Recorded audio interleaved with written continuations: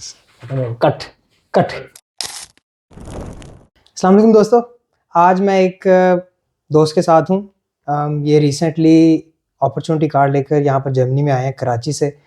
तो मैं चाहता था कि आपके साथ एक एक्सपीरियंस शेयर किया जाए और शेयर किया जाए कि ये किस प्रॉब्लम्स में से गुजरे हैं, ताकि आप लोगों को यहाँ आने से पहले पता हो कि क्या क्या चीज़ें आपको फेस करनी पड़ सकती हैं। तो मेरे साथ आज हनान, ये कराची से आए हैं और यहाँ पर हम डुसलडॉर्फ में आज, और ये अब आपको बताएंगे कि इनके साथ क्या हुआ और आपको कुछ सजेशंस भी देंगे। तो इस वीडियो में हमारे साथ ज़रूर बने रहें ताकि आपको ये पता हो कि क्या रियलिटीज़ हैं अपॉर्चुनिटी कार्ड की, और जॉब मार्केट कैसी है और लैंग्वेज कैसे आपको हिट कर सकती है। जी ना, बहुत शुक्रिया गालिब भाई। जी बिल्कुल, जर्नी मेरी दरअसल लंबी थी, थैंक्स टू गालिब भाई, क्योंकि इनिशियली मेरा जो स्टार्ट था प्रोसेस का तो वो आपके साथ से ही हमने डिस्कस करके स्टार्ट किया था। मेरा जो पहली मैं अपॉइंटमेंट थी मेरी was last year in June 2024। At that moment मैंने जो है चीज़ें मेरे पास कंप्लीट थी, because I have IT masters degree, bachelors in electronics, but एक इम्पॉर्टेंट रिक्वायरमेंट होती है अपॉर्चुनिटी कार्ड की, जिसमें हमें एक SOC चाहिए होता है, स्टेटमेंट ऑफ कंपैरेबिलिटी, ज़ैप अनाबियन से। तो मैंने उस टाइम मैंने अप्लाई किया हुआ था। अच्छा, मैं टाइम ड्यूरेशन के लिए थोड़ा अनसर्टेन था कि मुझे था कि हो सकता है वो मेरी जो मेरे जो अप्लाई किया हुआ चालान है या ईमेल में प्रिंट लेकर गया था कि वो उसको एक्सेप्ट कर लेंगे, बट उन्होंने कहा कि नहीं। अच्छा, यहाँ पर आपसे एक सवाल है कि आपने अनाबिन डेटाबेस में चेक किया था? जी बिल्कुल, मैंने चेक किया था, तो उसमें मेरी यूनिवर्सिटी का स्टेटस था, but my degree was not listed below. तो जो आपकी यूनिवर्सिटी थी वो H+ के स्टेटस में थी, बिल्कुल, बट बिल्कुल। उसके साथ आपका कोर्स मेंशन नहीं था। वो अंडर जो जब आप उसको करते हैं सर्च, तो नीचे आपको उसी यूनिवर्सिटी के अंडर जो कोर्सेज जो उनके सर्टिफाइड हैं या जिनका स्टेटस H+ है, तो वहाँ वो मेंशन नहीं था, तो इसलिए मुझे वो अप्लाई करना था। सही। तो मैंने वो अप्लाई करके मैं गया, अपॉइंटमेंट भी मुझे मिल गई थी, तो मैं चला गया। उनको मैंने अपनी ईमेल दिखाई कि मैंने अप्लाई किया हुआ है। तो मुझे वीज़ा ऑफिसर ने यही कहा कि आप जब तक आपके पास ये नहीं आ जाता, फिर जो है आपने लेनी है अपॉइंटमेंट, इसके बिना ये एप्लीकेशन जो है वो प्रोसेस नहीं होगी। अच्छा, तो उस वक्त उन्होंने वो आपकी एप्लीकेशन सबमिट कर ली थी या आपको वापस भेज नहीं, दिया था? उन्होंने बस मुझे सारी चीज़ें मुझे वापस दे के उन्होंने कहा कि आप जो है जब ये आपके जब पास ये आ आए जाए तो आप जो है वो फिर से दोबारा से। अपॉइंटमेंट लेके और अपने डॉक्यूमेंट सबमिट कराएं। फिर एट लास्ट जो है 3.5 महीने का वेट था, तो उसके बाद अराउंड कोई सितंबर के बीच में मुझे वो SOC रिसीव हो गया मेरा। मैंने अपना बैचलर्स के लिए मास्टर्स के दोनों के लिए अप्लाई किया था। आफ्टर दैट कितने पैसे आपके लगे थे ज़ैप पे अटेस्टेशन करवाने के? पर डॉक्यूमेंट था मेरा 208 यूरो, दैट अगर टोटल सम करें तो 416 यूरोस। तो आपने दोनों करवा लिए थे? मैंने बैचलर भी और दोनों मास्टर करा भी? लिए थे अपने डिग्रीज, क्योंकि मुझे था कि आगे चल के मुझे अगर किसी ऐसी जॉब में चांस मिलता है तो वहाँ मेरा टाइम वेस्ट ना हो। ऑलरेडी अगर सही। जो भी तो डिग्रीज हैं तो आपका वो जो मिल जाएंगी। बैचलर और मास्टर था वो क्या अलाइन थे, यानी कि एक ही फील्ड में थे या डिफरेंट थे? नहीं, मेरा बैचलर था इलेक्ट्रिकल इलेक्ट्रॉनिक्स में, फिर मेरा मास्टर्स IT में, और मेरा वैसे भी वर्किंग एक्सपीरियंस जो है वो भी IT डोमेन में ही है। कितने साल का आपका जो है वो IT का एक्सपीरियंस मेरा है अराउंड 3+ इयर्स का 3+ एक्सपीरियंस है। इयर्स का, राइट मेरा राइट। एक्सपीरियंस IT डोमेन में 3+ इयर्स का है। सितंबर में जैसे ये मेरा आ गया था SOC, फिर अपॉइंटमेंट का कराची से भी बहुत प्रॉब्लम था लेना, मेरे लिए एक टास्क मुश्किल था। देन अगेन जो है वो जैसे सिक्योर हुआ मेरा अपॉइंटमेंट, देन 11 दिसंबर पे मेरा अपॉइंटमेंट था, और मैंने अपने डॉक्यूमेंट्स विद SOC ऐप के साथ सारे सबमिट कराए, और 3 वीक्स में जो है वो स्टैम्प वीज़ा लग गया था।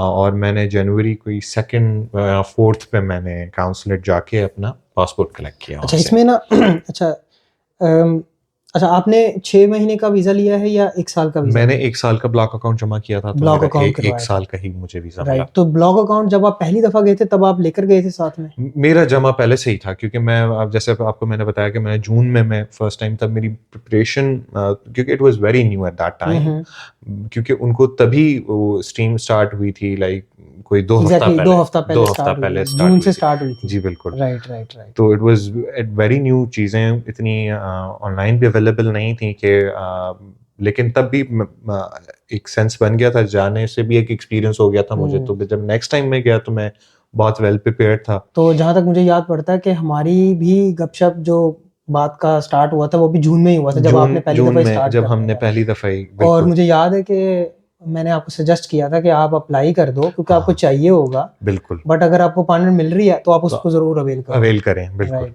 बिल्कुल ऐसा ही था। या तो फिर मैंने मेरा सेकंड, थर्ड, फोर्थ पे मुझे रिसीव हो गया, फिर मेरा ट्रैवल मैंने किया फ़ेब के स्टार्टिंग में, सही। और फिर मैं यहाँ पे आया हूँ हम्म इन डिसल्डॉर्फ। हम्म। उसके बाद जो मुझे, अच्छा, अभी अभी आप ये अपार्टमेंट आपको कैसे मिला? ये तो आई वाज लकी के माय ब्रदर, यंगर ब्रदर जो है वो इधर ही थे गुज़िश्ता 4 सालों से। सही, तो तो उन्होंने फिर हेल्प किया तो आपको? मुझे फिर वो हेल्प हो गई कि मुझे सही। अपार्टमेंट की टेंशन नहीं हुई, ना हाउस रजिस्ट्रेशन की, और जो भी तो मामला थे वो वैसे मुझे आपको आसान हो आइडिया है कुछ कि हाउसिंग में कितना गए। बिल्कुल, बिल्कुल क्राइसिस चल रहा है? है, क्योंकि हम ऑनलाइन प्लेटफ़ॉर्म्स फ़ॉलो करते रहते हैं, तो हमें पता चलता है कि कितना हाउसिंग रेंट, अगर बड़े शहर में रहते हैं तो वो इट्स क्वाइट हाई। तो फिर उसी बजट में जब आप जॉब ढूँढ रहे हैं, रहना वो फिर मुश्किल हो जाता मुश्किल है हो थोड़ा रहा है। आपके लिए, और क्योंकि कल्चर शॉक तो आपको लगा ही होगा। कल्चरल शॉक लगा, लैंग्वेज का लगा, क्योंकि मेरी गलती थी कि मैं लैंग्वेज मुझे पहले से स्टार्ट कर लेनी चाहिए थी, जो मैं नहीं कर पाया, क्योंकि मेरी जो जॉब थी back in Pakistan, it required a lot of travelling, तो मैं उसमें मैनेज नहीं कर पाया। हम्म। और मैंने सोचा कि चलो भाई वहाँ जाके कर लेंगे। तो अब यहाँ पर पहुंच अब गए यहाँ हैं पे पहुँच गए तो अब हैं। पैसे भी जा रहे हैं जेब हाँ से, जी, हाँ जी। और तो अब लैंग्वेज भी कोई नहीं है। लैंग्वेज तो अब ऐसा है कि अब नेक्स्ट 4 मंथ्स, अभी भी मैं एक लैंग्वेज स्कूल में मैंने एनरोल कर लिया है खुद को। तो 3 हफ्ते हो गए हैं, एंड यही है कि मुझे बी आइंस तक अचीव करने में रियलिस्टिकली मुझे और मज़ीद 5 महीने और लग जाएंगे। सही। तो अभी आप देखने वालों को क्या सजेस्ट करेंगे कि जो अपॉर्चुनिटी कार्ड पे आ रहा है, क्या वो लैंग्वेज करके आए या इधर भी आके की जा सकती है? मेरा मशवरा है कि आप A2 तक वहाँ से करके आएँ, क्योंकि आप A2 करके आएँगे तो थोड़ा सेंस बनेगा यहाँ, अगर आप लोगों को सुनना शुरू करेंगे, को पता लगे कि चीज़ें, फिर आप आस्ता-आस्ता यहाँ इम्प्रूव कर सकेंगे। बहुत अच्छा है अगर आप बी आइंस करके आते हैं, सही।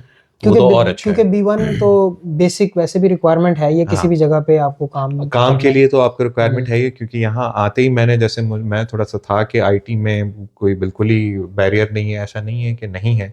हाँ, अगर अगर वहाँ कंपनी का जो main mode of communication English है, तो वो वैसे भी प्रेफर करते हैं कि आपको जर्मन आनी चाहिए। अच्छा, अभी हम ऑफ कैमरा ये भी हाँ डिस्कस कर रहे थे कि आपका इंटरव्यू भी एक हुआ जी है, जी जी, तो बिल्कुल। उसके बारे में भी थोड़ा सा बताएं हाँ, ताकि। तो वो इंटरव्यू मेरा एक मतलब बिल्कुल आईटी से अलाइन नहीं था, but it was a job for me that required German, and he was like, वो बिल्कुल तैयार थे लेने के लिए अगर जर्मन आती। तो क्योंकि लैंग्वेज इज़ वेरी इंपॉर्टेंट, अगर आप लोग यहाँ प्लान कर रहे हैं, अपॉर्चुनिटी कार्ड बहुत अच्छी अपॉर्चुनिटी है उन लोगों के लिए जो हाईली स्किल्ड लोग हैं, लेकिन अगर आप लैंग्वेज के साथ आते हैं, आपका टाइम बचेगा, आपके पैसे बचेंगे। हाँ, क्योंकि देखो यहाँ पर मैं इसमें एक चीज़ जो मैं ऐड कर सकता हूँ वो ये है कि अगर आप पाकिस्तान से लैंग्वेज करके आते हो, पाकिस्तान में एक लैंग्वेज के लेवल पे ज़्यादा से ज़्यादा 35 से 40 हज़ार रुपया लगता है, राइट? लेकिन यहाँ पर आप अगर शेयर करना चाहें कि यहाँ पर आप कितने पैसे दे रहे हैं लैंग्वेज के? एवरेज अगर आप यहाँ देख लें, लैंग्वेज स्कूल एंड इंटेंसिव आप जाते हैं तो वो स्टार्ट होते हैं कोई 400 से 400 यूरोस टू 600 यूरोस। एग्जैक्टली, तो उसको फिर आप कन्वर्ट अगर करें कर तो लें इट्स तो क्वाइट एन बहुत एक्सपेंसिव। बहुत बन जाता है, बहुत बन एग्जैक्टली। जाता है। तो अगर जो लोग चाह रहे हैं आना, तो वो सबसे पहले तो ये रिक्वायरमेंट जैप की अपनी डिग्रीज की स्टेटस चेक कर लें, और अगर नहीं आ रही तो वो अप्लाई कर लें एज सुन एज पॉसिबल। आपके पास अच्छे 3.5 महीने हैं, उसमें उसमें लैंग्वेज भी आप उसमें लैंग्वेज कर लें। एग्जैक्टली। कि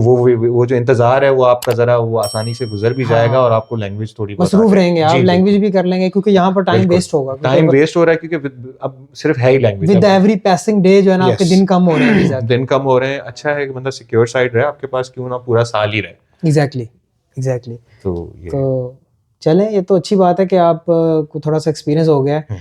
तो आई होप कि आप लोगों ने भी कुछ तो सीखा होगा कि लैंग्वेज जो है ना वो, बेशक आप आईटी के हैं तो आपको डेफिनेटली चाहिए होगी।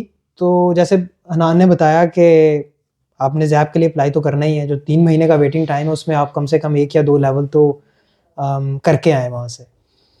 तो वेलकम टू जर्मनी, मैं आपको यही कहूँगा। हाँ, अभी आपका स्ट्रगल थैंक जो है यू। वो स्टार्ट होगा। बस स्टार्ट है, लेकिन ये है कि बस हिम्मत नहीं हारनी और हाँ आगे नहीं, हिम्मत चलना नहीं है हारनी, बिल्कुल। इंशाल्लाह आप भी आएँ। और हाँ जो लोग अभी भी वेटिंग लिस्ट में हैं, इंशाल्लाह उनकी अपॉइंटमेंट भी आएगी। जो कराची से हैं उनको तो मिल रही हैं अपॉइंटमेंट्स और लोग आ भी रहे हैं, बट जो इस्लामाबाद वाले लोग हैं तो उनके लिए फिंगर्स क्रॉस्ड।